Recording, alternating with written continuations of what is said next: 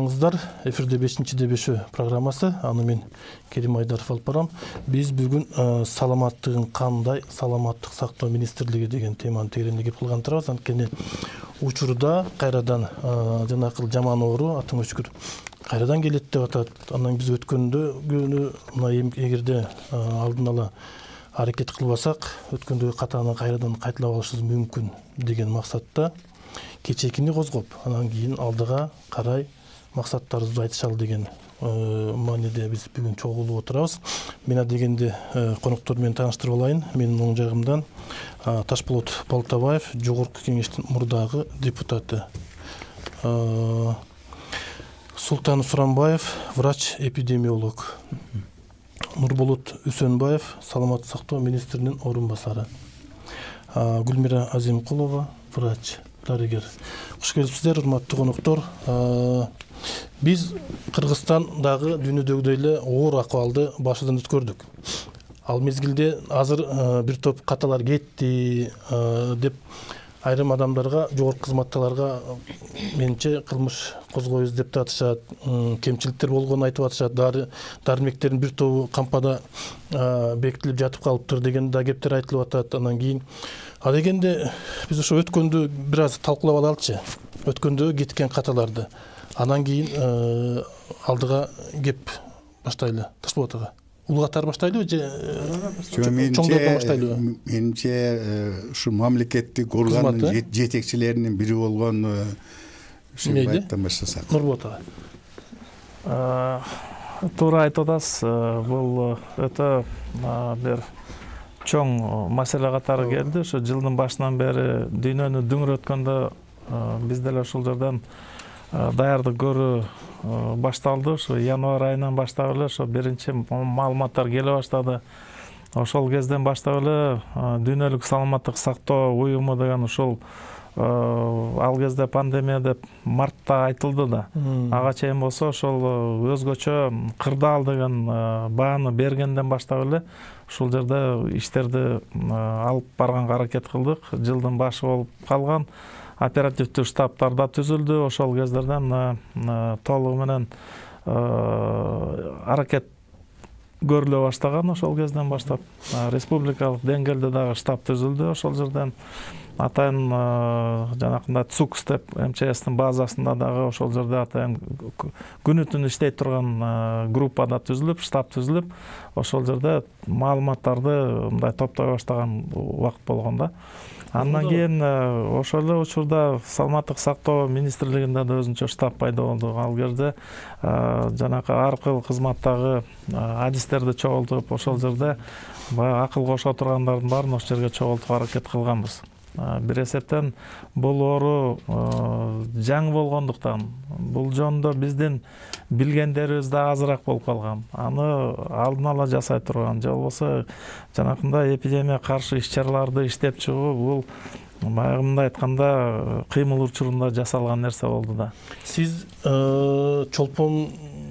Чолпонбек Космосбек Салишович учурунда келдиңизби, же андан кийинби орун басар болдуңуз?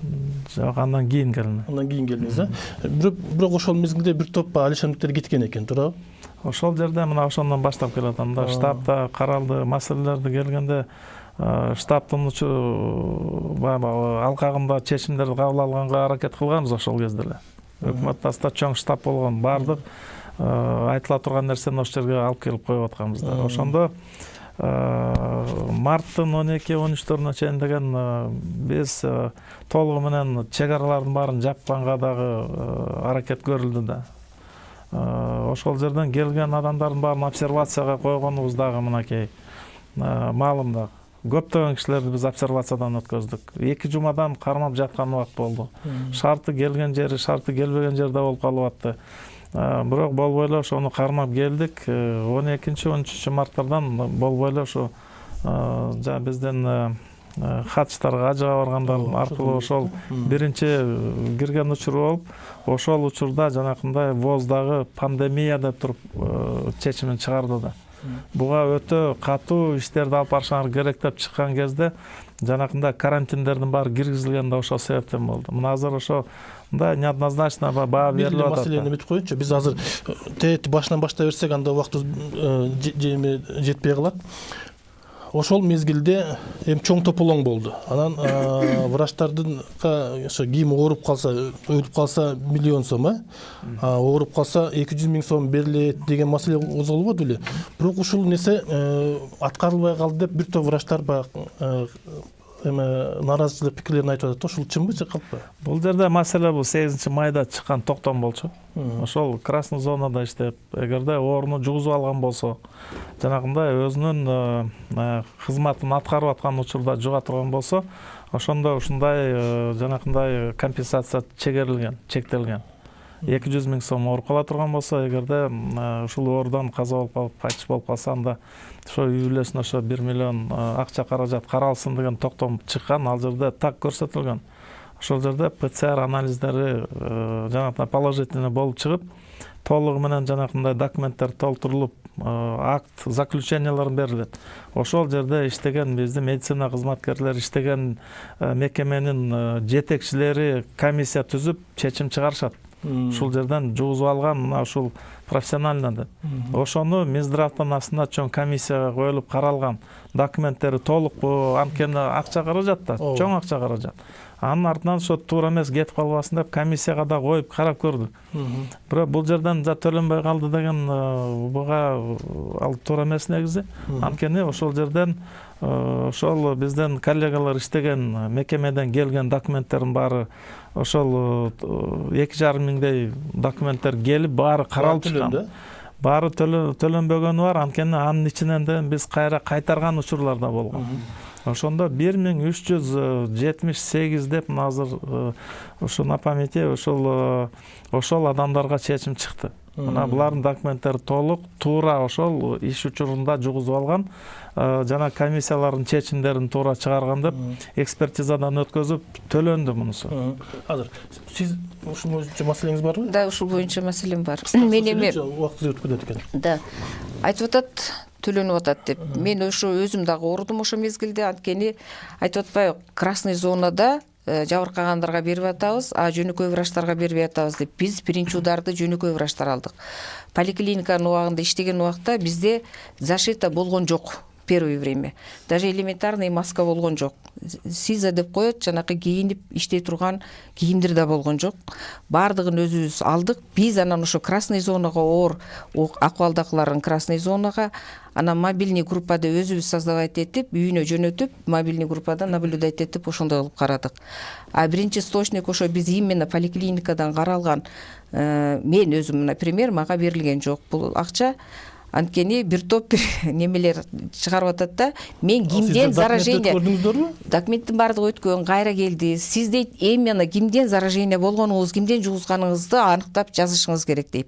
Эми элестетиңиз, бир күндө мен 20-30дан больной принимать этип аттым. Ал кезде кимдин көзүн деп айткан болсо. Анан аны эпидемиологдор эксперт жасап, булар аныкташ керек. Менин милдетим эмес ал.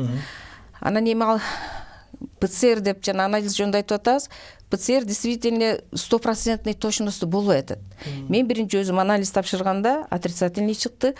14 күн иштедим температура менен. Анан экинчи анализ тапшырганда только положительный чыкты. Ошого карабай, киши көп болгонуна карабай иштедик. Мына эпиден сурайлычы, эмне үчүн сиздер ошону караган жоксуздар? Анан кийин Эжекен айткан туура. Бул көбүнчө мындай болуп калат да. Мындай ситуацияларга биз көбүрөөк баягы служебный расследование деп коет. Ошо биз эпидемиологдор жүргүзөбүз да, муну үчүн.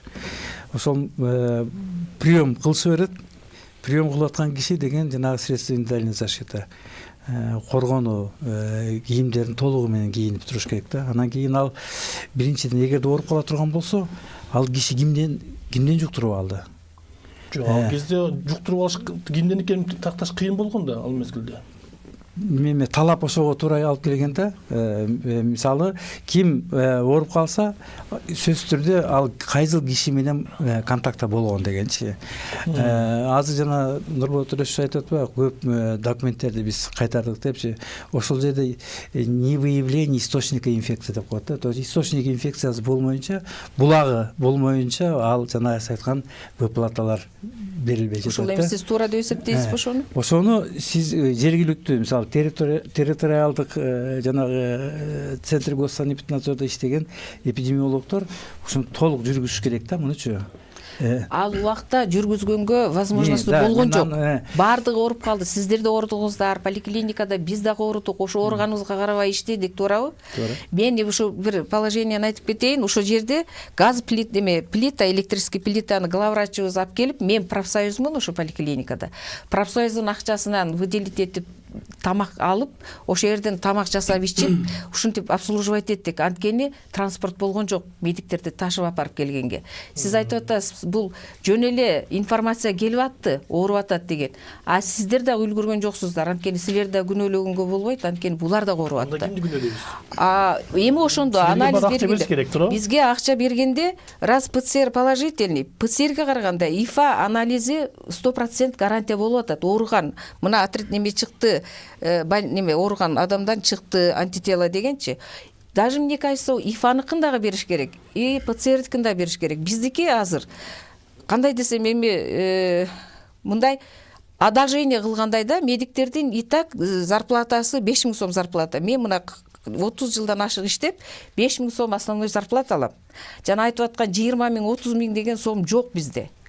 5000 сом зарплата, медсестралар 4000 зарплата алат. Мына канча биздин ошо именно медиктерге келип канча акча түштү, өзүңүздөр свидетельствер.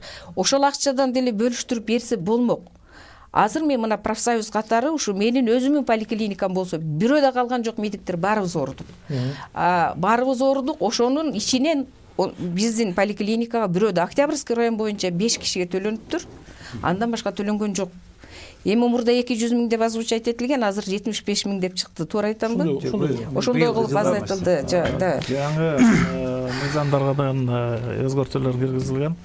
О статусе медицинского работника кийин ошол кодекстерге байланышкан азырда так жазылган. Эгерде жумуш учурунда ошондой ооруп кала турган болсо, бул мурда трудовой кодекс мурунда бар болчу, профсоюзда иштесеңиз аны жакшы билесиз да. Азырда ошол 75 000 сом деп чегерилген жери бар. Эгерде кайтыш болуп калган учурлар, ал жерде дагы өзүнчө каралган жер бар да. Ал дагы бир 2 миллиондон ашык суммалар бар. Анан ошол нормага келтирип, азыр бүгүн жаңы жылдан берки убакыттагы документтер дагы эле түшүп атат. Анткени күндө дагы эле бүгүнкү күндө деле ошондой медицина кызматкерлеринин арасында дагы бар. Анын баарына деген аябай тыкыр көзөмөл жүргүзүлөт. Себептерин да караш керек, башкасы. Мен коллегам айтып аткандай, бул 8 майда чыккан постановление болчу. Ал жерде ИФА дагы иштелип келек болгон убакыт болгон. Ошол ал жерде так жанакындай тартиби көрсөтүлүп калган. Так ошо тартип менен иштебесе, эртең күнү анын артынан текшере турган маселе болот. Ошон үчүн ал так тартип белгиленгенден кийин, мына Султан Турсбекович айткандай эле ошол тартип менен иштелген. Ар бир мекеменин жетекчилери деген ошону жоопкерчилигин алып туруп, ошону деген чечим чыгарып берилет.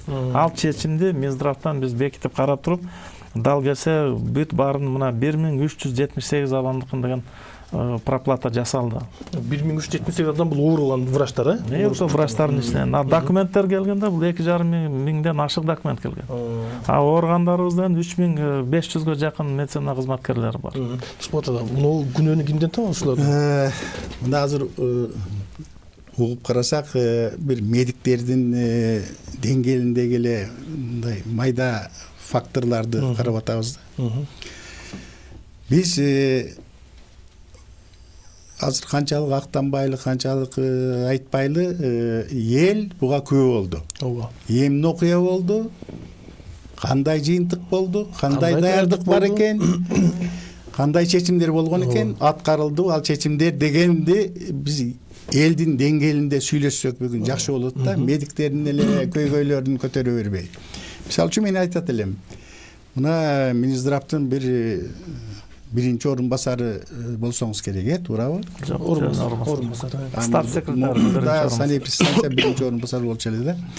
Жетекчилердин бири отурат. Азыр биз маселени коюшубуз керек да. Эмне үчүн ооруган кишилер өз убагында дары дармек менен камсыздоо мүмкүнчүлүгүнө жетилген жок. Бул биринчи маселе, проблема. Экинчиси, эмне үчүн ошол ооруган кишилер айрыкча катуу ооруп ушул өлүмдүн алдында болуп турганда ооруканада месте болгон жок. Ооба. Үчүнчүсү, бул бүгүнкү элдин жашоосу бул ковид менен эле чектелип калбайт да. Андан башка толгон токой оорулар бар, неотложный, баягы токтоосуз түрдө реанимацияларга жатып, жогорку деңгээлде специализированный дарыланууга укуктуу болуш керек. Эмне үчүн ошолор сыртта калды? Эмне үчүн аларга ошондой жогорку деңгээлде жардам көрсөтүлбөй, алар эрте өлүмгө дуушар болгонго мажбур болуп калышты. Деген мына азыр мен 3 маселени айттым. 4-үнчүсү эми акча жөнүндө маселе болду бул жерде.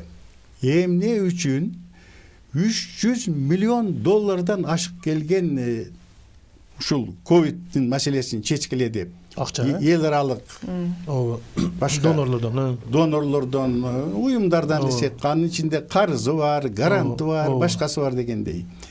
Каяка кетти ал? Минздрав ошону контролдодубу, же болбосо үйдүн 7-этажында эле чечилип аттыбы, буларга маалымат берилбей, же өкмөт премьер-министр чечип аттыбы? Чынын айтканда бул саламат сактоо, мен ушуну коюп атпайм, азыр жооп беребиз да ар бирибиз ушуга. Эмне үчүн мына азыр практически поликлиник иштеген врач айтып атат, мага маска менен камсыз кылган жок деп. Эмне үчүн бул? Масканы сатып ийгенде да болгон дейт, а? Ошондой деген сөз угулду дейм, аны доказательство. Тем более орусча кошуп коеюн, түшүнүктүү болуш үчүн. Марттын башында коопсуздук кеңеши президенттин жетекчилиги менен толук комплекстүү чечимдерди кабыл алып, баарын бүтүрдүк деп элге жарыялады эле. Туурабы? Пандемиянын пиги бизде июль айында. Июндун акыры, июль десек болот да. Жок дегенде 3,5-4 ай убакыт болуп турго. Акча бөлүнгөн экен го. Пландар түзүлгөн экен го. Эмне себептен биз ушуга даяр болбой чыктык деген бүгүн эл бар ушуну суроону күтүп атат. Бизде азыраак убакыт бар, эмне үчүн? Жанакы акчаны Минздрав көзөмөлдөй алдыбы, албадыбы?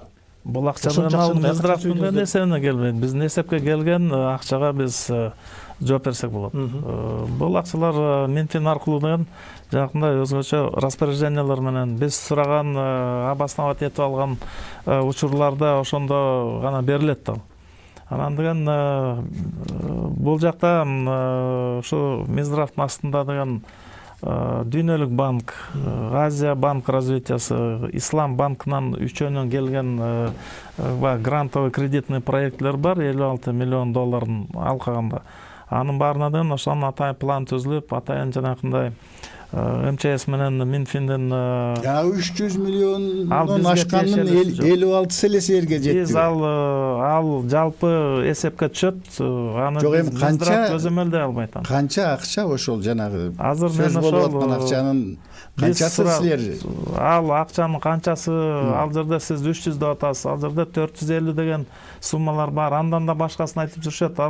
Ал эсепке келген Минфинде атайын счет ачылган, мамлекеттик счет. Ошонун эсебинен биз сураган акчаны биз ошону алып отурдук азыр.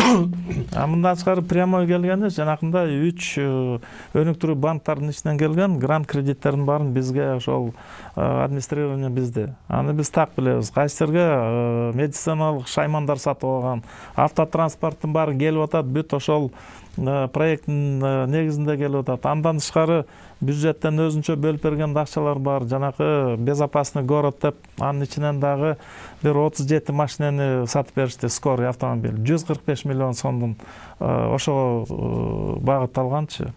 Анан мындан тышкары ушу дары-дармек жөнүндө айтыңыз. Бул боюнча деген ошол толугу менен жанакындай бизге керектүү, тийиштүү канча санда дары-дармек керек деп муну дагы башынан определять этип бергенбиз. Поставщиктердин баары бул жагынан аракет кылышты. Ошол эле учурда бир кыйынчылыктардын маселеси, карантин болуп калып, көп учурда бизден авиа каттамдар бек болгон, чек аралар жабык болгон учурда бир топ кыйынчылыктар болду. Ошентсе да бирок өкмөттөн атайын токтомдорду чыгарылып, ошого өзгөчөлүктөр да киргизилген.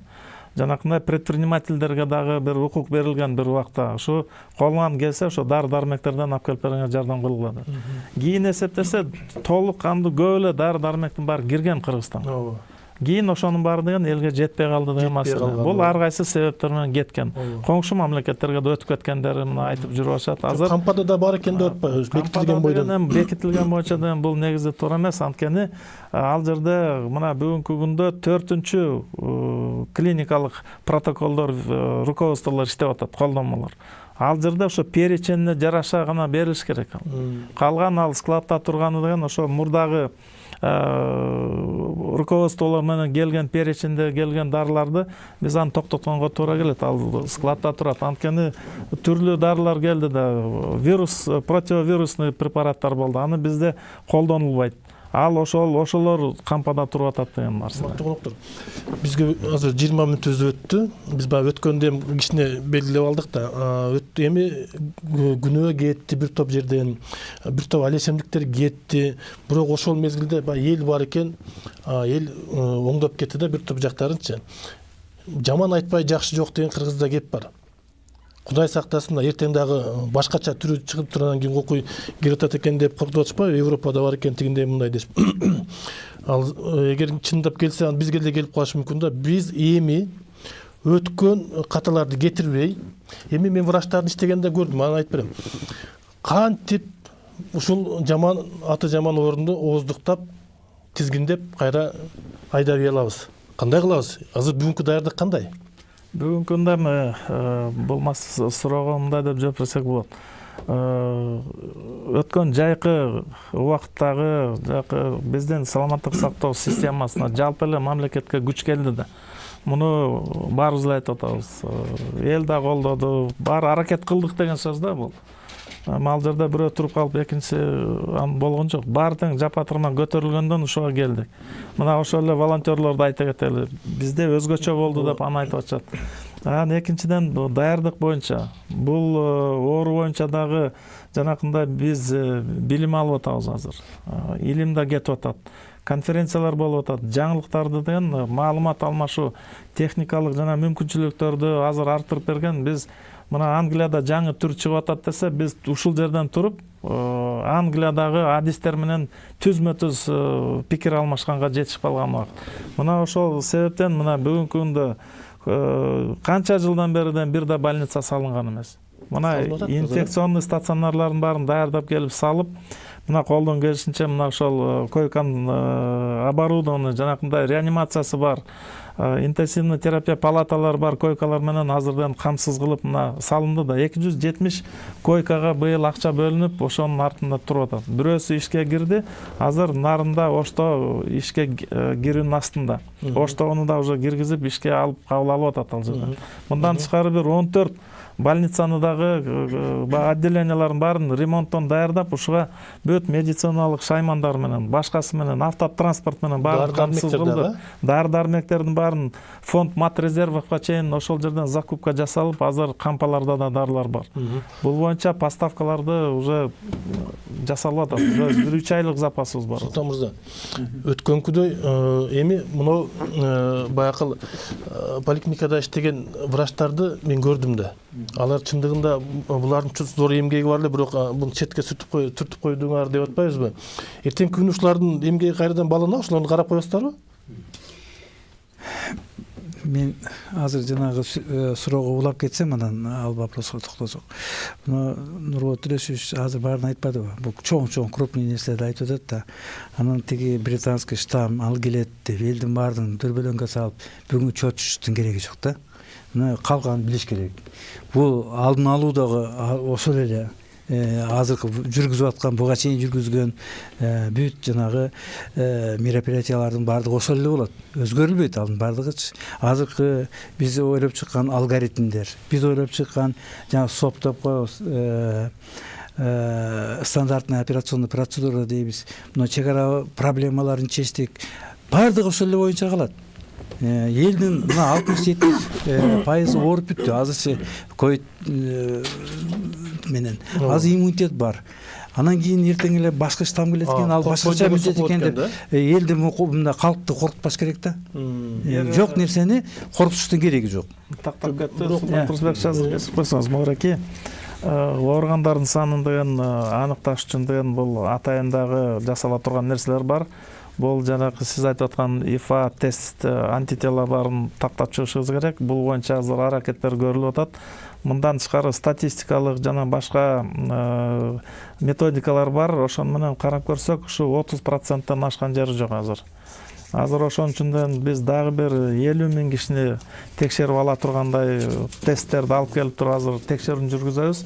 Ошондо так ушул коронавирусный оору менен ооруп чыккандары канчасында антитела бар деп ошондо гана так айта алабыз. Эң алгачкы ошо июнь айында баштап текшерип көргөнбүз. Биринчи жолу бир 5000 кишидей исследование кылып, ошондо бир 30-32%тен туруп атат да. Медиктердин, ооруган медиктердин арасында деле 30%, 32%. Калган жалпы балдардан жанакындай чоң жаш өтүп калгандардын баарын карап көргөндө бир 30%тан ашкан жок. Статистиканыкын алып көрсөк, дагы эле ошондой болуп атат. Ошол 1 миллион 900 000 адамдан өткөн жок. Бул азыр эми ушуну лаборатория менен текшерип чыксак, тагыраак болот дагы. Анан кийинки маселебиз алдыда турган бул биздин элди эмдөөдөн жүргүзүп алуу процесси.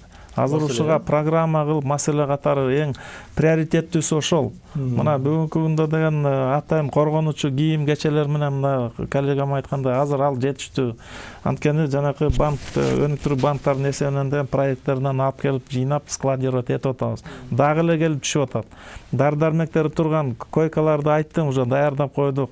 Окуу куралдарын баарын даярдап бердик. Баардыгына окутуу процесстери токтогон жок. Дагы эле ошол иштерди жүргүзүп атабыз. Анан эң орчундуу азыркы күндө чечиле турган маселе бул эмдөө процесси. Анткени жана эл аралык программага да кирдик, Gavi деп, COVAX программасы деп мына элде айтылып жүрүп атат. Ошол программанын ичинен биздин элибиздин 20% бекер вакцинага камсыз болобуз. Алып келип биз алабыз да ошону. Бирок бүгүнкү күндө калганын болсо биз жанакындай сатып алуу, бизде заявка берип, акча өкмөттөн да акча бөлүнөт буга. Бул боюнча деген азыр эсеп кысаптарын баарын жүргүзүп уже тактап берип атабыз. Апрель-май айында кандай прививка жасашыбыз керек? Кийин мына COVAX менен бул июньда келе турган эмдөө препараттар. План боюнча июньда келиш керек. Июнь, июль, августтарда ошол 20% өзүбүздүн калкты прививка кылышыбыз керек. Ага чейинчи могул апрель, май, ошого чейин биз азыр деген ошол Минфинден акча сурап, өкмөттөн акча бөлүп бергиле деп атабыз. Бул сатып алуу процесстерин жүргүзүш керек. Мына бүгүнкү күндө COVAX программасынан 8 кандидат вакцинаны берип атат бизге. Карап көргүлө, өзүңөргө кандай эмеси болсо, ыктуураагы болсо ошону алгыла деп атат. Анткени бул тандаганда эки эле жолу бар. Биринчиден деген эффективдүү болуш керек. Экинчиден деген жанакындай доказанный вакциналар и жанакындай без ошо муздак режимдеги турган цеп керек да. Холодильниктер болушубуз керек. Эгерде Pfizer деп мына бүгүнкү күндө деген 30 000 вакцинаны ушу эртеле тартуулап көрдү бизге. Ала аласыңарбы, ошону иштете аласыңарбы деп. Биз муну деген айттык. Биз азыр буга даяр эмеспиз. Биз COVAX-тын деген вакцинасын июнь айында күтүп атканбыз да. Бизге келип апрелдерде алсаңар, алып келип беребиз деди. Биз азыр мартта алгыла дедик. Мартта биз холодильный цепти деген толуктап алышыбыз керек. Бирок ошондо да 30 000 доза вакцина келгенде холодильник цеп минус 70 градусту кармаган холодильниктер керек. Аны сатып алыш үчүн бир нече миллион доллар чоң акча керек да. 30 000 болсо тактап коелу, ушул абдан мен Нурболот мырза менен макулмун. Азыркы негизги проблема, негизги маселе бул массалык вакцинация жүргүзүү, камсыз кылуу. Азыр сиз айткандай, мен эгер туура түшүнсөм, 20% элди вакцинация кылганга жете турган вакциндерди бекер бере турган болду. Ушундайбы? Ушундай. Же 20% эл эле бекер вакцинация болуп, калган 80% акча төлөө менен вакцинация болобу? Ошону биринчи айтып койсоңуз. Хорошо. Бул ошол атайын түзүлгөн программа жана өнүп келаткан. Кыскалай айтсаңыз, кыска. Өнүп келаткан эле мамлекеттерге бериле турган. Бекер алабыз аны, бекер жасалат. Калган 70-80% калкыбыз прививка алыш керек. 4 миллиондай адам прививка алыш керек. Бекер алабы же акча төлөбөйбүз? Анын баарында биз ошонун ар кайсы жолдорун алып чыгып атабыз азыр. Ошого деген 20%-ын алдык. Калгандагы 60% туруп атат да, 50-60%. Ага деген ошо биринчи этапта медицина кызматкерлери, мына 49,5 мың медик прививка алыш керек. Биринчи этапта айтсаңыз, бекер болобу же төлөйбү? Ошону эл билип койсун да. Алып келсе, бекер алып келгенге аракет кылабыз. Ар бир кишиге $20 расход болот. Бир доза $10 болот. Экинчи маселени тактайлы. Эми көп сүйлөсөк мааниси жок болуп созулуп кетет. Экинчи маселе ушу бүгүн илим деп атпайсызбы? Илимде белгилүү болуп калды. Даже ооруган кишилердин иммунитети 6 айдын айланасында гана сакталат экен. Андан кийин дагы ооруса, дагы кайра оорушу мүмкүн экен, туурабы? Туура. Бул биринчиси. Экинчиси, мына эпидемиолог, сиз санитарный врач отурасыңар, мен клиницист врач отурам. Бул жерде поликлиниканын семейный врач отурабыз барбыз, Эгер вирус популяция деп коет, элдин арасына киргенден кийин бул уже чыкпайт. Туурабы? Биз каалайбызбы, каалабайбызбы, жылда гриппке кантип күрөшсөк, ковидке дагы ошондой эле күрөшө башташыбыз керек. Бул комплекстүү дайым даярдык болуш керек. Туурабы? Туура. Мына ошого байланыштуу эми сиз анча-мынча айтып кеттиңиз. Бүгүн бүткүл дүйнөдө массалык түрдө вакцинация кетип атат. Массалык түрдө. Бардык. Эми жакын кошуналардан айтсак, Россия. Президент өзү ошону күндө контролдоп, отчетун алып, элге айтып атат. А Кыргызстан бүгүн эмне үчүн мындай кичине тынчыраак турабыз? Себеби Кыргызстан жабык. Кыргызстанга эл келген жок тияктан. Эгер келе баштаса, хаж башталса, туристтер башталса, Европанын, Американын же Азиянын элдери бизге кире баштаса, эч ким гарантия бербейт, что жанагы сиз айткан бир топ мутациянын формалары менен да келет, башкасы да келет. То есть дагы чоң волна кетиши мүмкүн. Кеткенде дагы ал мурунку COVID-19га караганда жугуштуураак, күчтүүрөөк, оорураак кете турган, тез таркайт.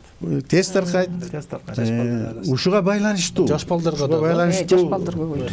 Канчалык биз жардам сурабайлык, баягы кедейлерди эле суранып күтүп отура бербешибиз керек да, биз качан бизге бекер берет экен деп.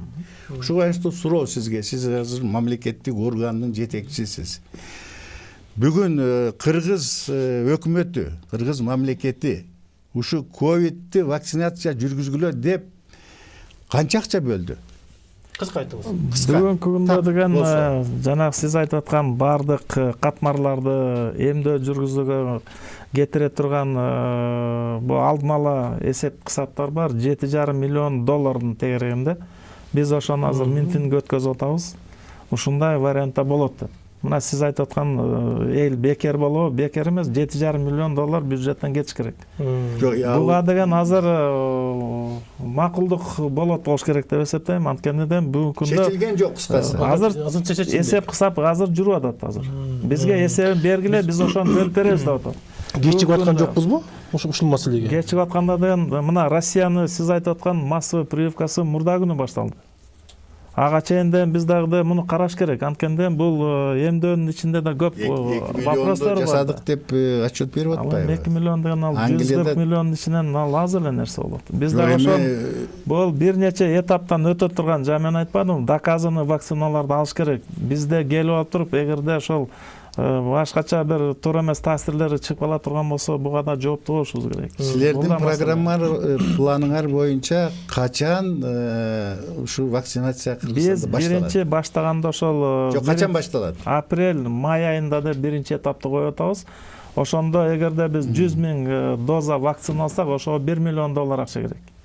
Биз ошону алып келсек 49,5 миң биздин медицина кызматкерлерин прививка кылганга жетишебиз. $1 миллион. Башкалар албайт. Башкалары деген Ковакс июнда келсе, биз ага чейин отработка жасап прививка жасаганда.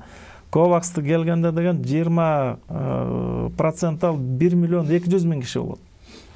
Ошону мен рисковый жаштагы киши катарында ошо 8 айдан бери үйдө жашынып жатам. Мен чыгамбы, чыкпаймбы үйдөн? Июнь айында деген мага? Июнь айында Биздин башталып калса, жаштагыларга. ошол как раз июнь айында күтүп аласыздар. Азыр жаш балдарды коркунучтуу деп атпайбы? Азыр эми барбы? Жок, сөз айтайын. Менде бир ПЦР боюнча, маселе боюнча сизге вопрос, мына момент демеден убактан пайдаланып. ПЦР азыр абдан кымбат болуп атат бизде. Жөнөкөй адамдарга сиздер айткандай недоступный. Бизде 2 лаборатория, Аква лаборатория менен Банницкий жасап атат. Банницкийдик, по-моему, 2 000 сомдон ашыгыраак, Аква 1700 сомдон ашыгыраак. Бирок так чыгарып береби? Ошону так чыгарып атышат. Бирок эми бардыгы азыркы немеде жасаш кыйын болуп атат да, ушунун баасын кандай бир арзандатканга возможносту барбы? Бул жерде сиз айткан маселени бир нече жолу көтөрүп атабыз. Биз Минздравдын өзүнө да чакырып келип, ушул бул жерде азырдын лабораториянын санын көбөйтүш керек болчу. Анткени көбүрөөк лаборатория ошо шартын түзүп алып туруп ПЦР жасай турган болсо арзандайт эле да. Мына ошо 1700 болгон ошондон да болду. Анткени бүгүнкү күндө азыр дагы бир нече лаборатория кошулуп атат. Гемотест российский лаборатория келип лицензияны алды, биз ишке киргиздик, иштегиле баштагыла деп. Интермедикал деген да бир лаборатория дагы ошол лицензиясын алып ишке киришип атат. Лабораториянын саны көбөйүп келатат. Биз дагы уже азыр толугу менен дагы 10 лаборатория пландап атат. Ушу мартта дагы 10 вирусологический лаборатория салабыз. Оборудование баары келет. Ошолорго келгенде да четинен ушу жеңилдеп калат да. Бирок антимонопольныйдан муну арзандатканга да бир нече попытка жасадык, бирок боло албай атат. Анткени долларда туруктуу болбой атат. Бүт тыштан келет да мунун баары. Тест системаны да чыгарбайбыз, расходный материалдардын баары келип атат. Ошондо биздин департаментте мына анализдер жасалат 1574 сом. Бирок арзан болгон себеби ошол жерде иштеген адистерибиз өкмөт несине зарплата алат. Ошон үчүн арзаныраак болуп атат. Бул маселе кымбатыраак болуп атат. Мен эпидемиологдон сурагым келип турат да. Бул кишилер эртең коркунучтуу күчтүү күчөп кетиши мүмкүн, анын оору тез жугат, тез тарайт, жаш балдар да жууп кетет деп атат. Сиз болсо, жок, коркпой эле койсоңор болот дедиңиз да, жаначы. Эмнеге? Мындай да, биз дагы 2020 жылы март айынан башталды да бул ооручу. Биз чын айтканда бул оору токтотобуз деп канча аракет кылдык да. Бул деген аба аркылуу келип атпайбы? Аба аркылуу келгенди эч ким токтото албайт мунучу. Дүйнө жүзү токтото албайт. Токтотсок токтотот элек го. Мына COVID-19. Биз аябай аракет кылдык. Бирок ошибкалар көп болду. Биз жалаң эле ошо Кытайдан чыгат деп Уханьдан Кытайды карап турган. Жок, ошо чочуп агыла дегениңизге сурап атат. Жок, азыр элди дүрбөлөнгө салыштын кереги жок да. Эми келсе аны менен барып атса. Биз өткөндө чочуп агыла, эч нерсе болбойт деп кыргызча жай отуруп алып, кийин эмне болдук? Жаман бун болду турабы? Эмне деген гана адамдар өтүп кетти маселени. Тактап киргизип коеюнчу. Бул чочуа деген себеп мындай болуп атат. Азыр биз бул оору менен кандай лаборатория менен таап чыгабыз, жолдорун таптык. дарылай турган Жолду полностью таптыңыздарбы? жолдордун баары кетти. Бүгүн даже 5-версияны кое берели десек, зачем 4-версия менен иштеп атат да. Көп кишине 4-протокол менен толугу менен деген дарылап чыкса болуп атат. Үйүнөн да дарылап атабыз, амбулатордук шартта, стационардан келтирип атабыз. Бул жагынан бар. Дары-дармектердин запасын түзүп алдык. Бүгүнкү күндө коргонуучу кийим кеченин баары туруп атат. Баса дары-дармек кымбаттап кетпейби мурдагыдай болгондо? Дары-дармекти кымбаттатпаган аракетинде көрүлүп атат азыр. Бүгүнкү күндө ошо центральный жанакындай база данных түзө тургандын аракетинде. Кыргызстанга кирген дарынын баарын учетко ала турган бир шартты өкмөт тарабынан да колдоп, бизден да ошо жумуш алып барылып атат. Ошондо мындай көзөмөл катуураак болуп калат. Мен бир маселени дагы мен бул башман өткөрүп көрдүм, жанакы кийимдер боюнчачы, врачтар кийип алып жүрбөйбү бир жанакындай кийимдерди. Эң жаман кийим ошол экен. Ал адамда врачтарды оорутат экен да. Мен ооруп жатып калдым, Кудай сактасын. Анан ошондо врачтарды ошондо чүңкөнүп жайдымбы эми, кийинип алышкан. Могу резин өтүгүндө чылпылдап суу жүрөт, тер.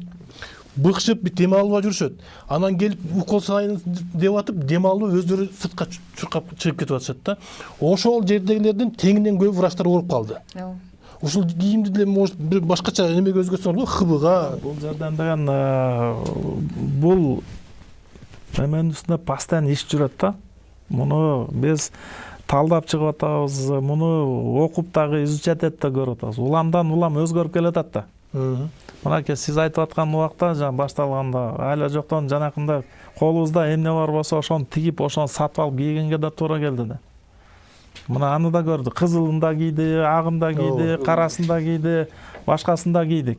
Бирок азыр деген бүгүнкү күндө биздин республиканын өзүндө дагы жергиликтүү производство башталган.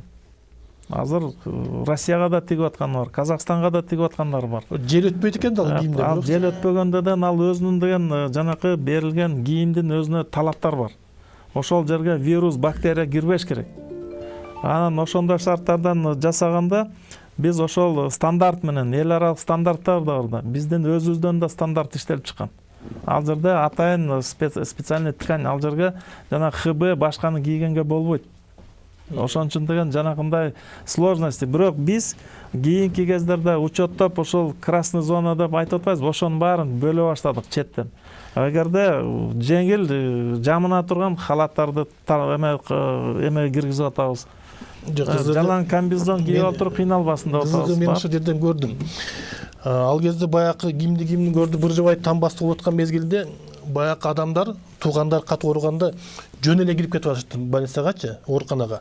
Алар шортачан көйнөкчөн жүрүшөт, алар ооруган жок. Бирок жана чүңкөн алган врачтардын бир той ооруп калды да, мен көрүп отурдум да.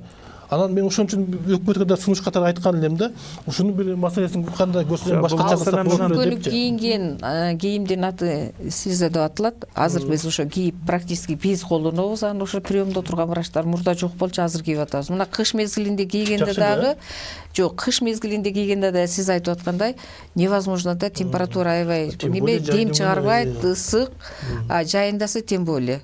Анан эми айла жоктон кийгенге туура келет. Не только маскаларды кийгенге туура келет. Анан очки тагынып неме отуруп иштеп атабыз. Эми респиратор кийиш керек. Респиратор кийиш керек. Андан башка выход жок. Респиратор спасение да бул. Андан башка шарт жок. Эгерде вирусный нагрузка деп коет, ал жерде ушул концентрация көбөйүп кете турган болсо, явно жугуп калат да. Ошон үчүн сактап калыш үчүн определенный убакытта масканы алмаштырыш керек, респираторду алмаштырыш керек. Туура чечилиш керек. Бет жанакындай атайын щиттерди алып келип, ошолорду берип атабыз. Мындан тышкары бул баары эле көрүп атасыңар телевизордон. Жердин баарында тең ушул мындан жакшысын пока табыла элек. Мындан да күчтүү жанакындай атайын кийинчү, коргонуучу кийимдер бар да. Кислородный баллонун өзүнө илип алып туруп кийген кийимдер да бар. Ага караганда биз азыр бул респираторный инфекция жеңил комбинезонду кийип алып туруп, эми өтүк кийгенин азыр кийинде караштырып көрөбүз. Жанагындай колчулдап тиги сууну толтура албагандай кылып, мунун баарына карап атабыз. Респиратордун да жакшы күчтүүрөөктөрү келсе аны да көрүп, очкинин ордуна жанакындай лицевой щит менен иштеген жеңилирээк болуп атат, дем алгандан да жеңил башкасы. Бул коопсуздук маселеси бул жерде алдыда турат да, биз мунун баарын мунун үстүндө да иш алып барып атабыз. Бизде 10 мүнөт бар экен убакыт. Анан мен мына эмдөө боюнча бир маселени козгогум келип турат да. Мен ойлоп атам, кечигип аткан жокпузбу деп, анткени өткөндө мурдакыда жанагы дем алчу аппараттын жоктугунан бир топ адамдарыбызды кетирип алдык. Көз көзүбүз менен көрдүк. Bir түндө 10 киши о дүйнөгө кеткендерин көрдүк. Себеби эле ошо аппарат, дем алган аппарат жок. Дем чыгара ала албайлы, анан кетип калышты көбүчө. Кан суюткандарыбыз жок болду, дем алган. Анан ал аппаратты менимче өкмөт ошону мурда эле алып койгондо, кечекиде чоң бир катастрофа болбойт эле да. Мейли ами ол өттү, ал кетти. Бүгүн эртең ошол ондой каташлык кетпеш үчүн эмдөөнү дагы бир эртерээк кылсак жакшы болот деген ойду айтып атам да. Ооба. Эмдөө сөзсүз керек. Азыр мен зам министрдин айтканына караганда кичине кооптонуп калдым абдан. Мен как жаран катары кооптонуп калдым. Биздин мамлекет ушул маселени бүгүнкү чейин чечпептир. Финансылык маселени чечпептир. Убак чечишкелери уюштуруу маселени чечпептир. Кайсы вакцина менен вакцинация кылганды чечпептир. Анын баары эми дайым эле бир бекер тамакка көнүп албаш керек да. Мамлекеттүүлүк дегенди саясатчылар жөн эле мындай кооз нерсе катары айтып жүрбөйбү? Мамлекеттүүлүк деген биринчи сен өзүңнүн граждандарыңды коргой аласыңбы, албайсыңбы? Дареметиң жетеби, жетпейби? Сен эмне пландарды түзүп атасың? Эми бүгүнкү биздин деңгээлде Минздравдын орун басары, анан врачтар, анан мен бир саясатчы катары, илимпоз катары катышып атабыз да. Биз бул маселени чечпейбиз. Ошондуктан биздин коомчулук бүгүн көтөрүш керек. Жаңы бийлик келди. Башка болду. Канча акчаны бересиңер Минздравга?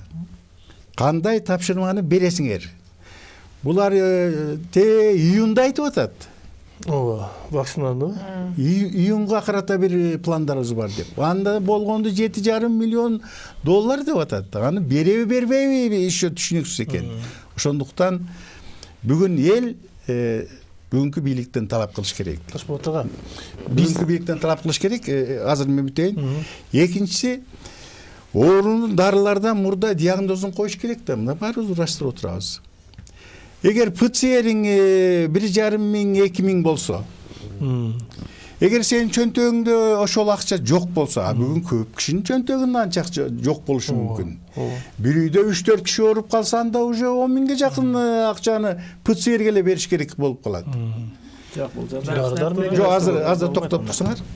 Ошондуктан инфекциялык оорулардын диагностикасы мыйзамга киргизиш керек. Бекер болуш керек. Эгер ошол инфекциялык жугуштуу оорулардын диагнозун коюуда оорулардан платный акча ала турган болсоң, сен жазаланышың керек дегендей.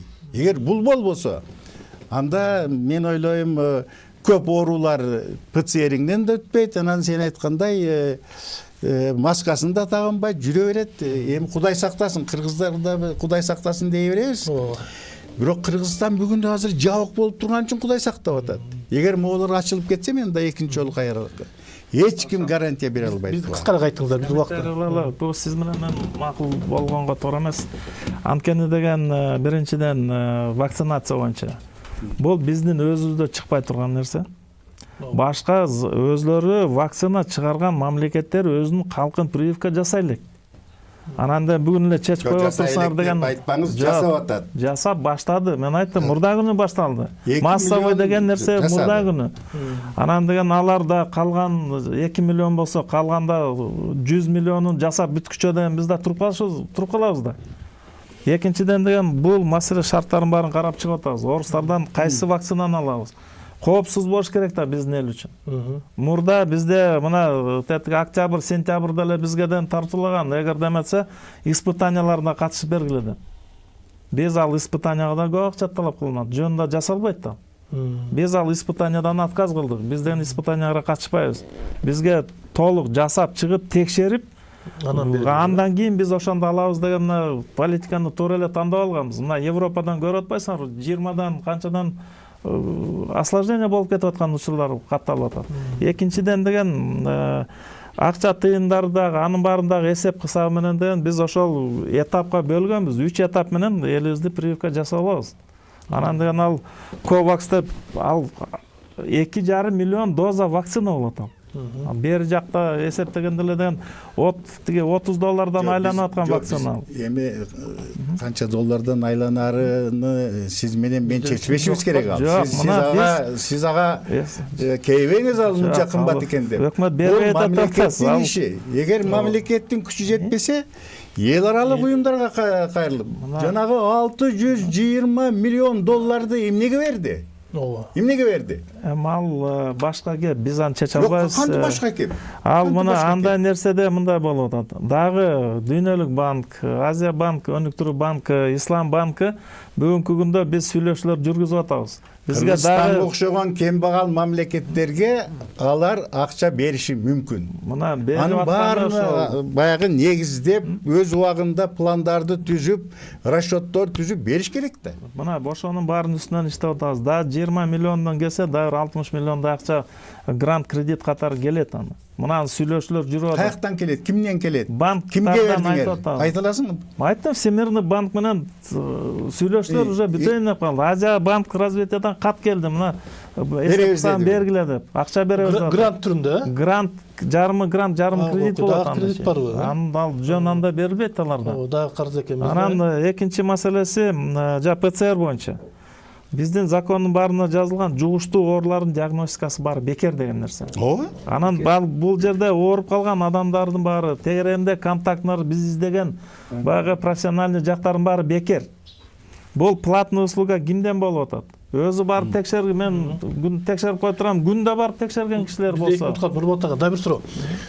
Кудай сактасын, эртең ошо жанакындай чоң эме болуп кетсе, биздин врачтар жана эмдеп турган, укол сая турган врачтарыбыз баары даярбы? Өткөндө бир топ нерсе даяр эмес болчу. Өткөндө бир топ врачтарыбыз жакшы сайганды билбейт болчу. Бул ал деген прививканы деген биз канча жылдан бери уже сайып келе аткан. Ооруган кишилерди жана ооруп калса, маселен, ооруп калган жатса, ошо дарылаган врачтарды айтам. Медсестралар, укол сайгандар, штаттык режимде иштеп атабыз. Аксакал айткандай жанакы убагында соматика оорулар деген тээленбей калды деп атат. Бирок экстремный жанакындайдын баары тээленип эле турган.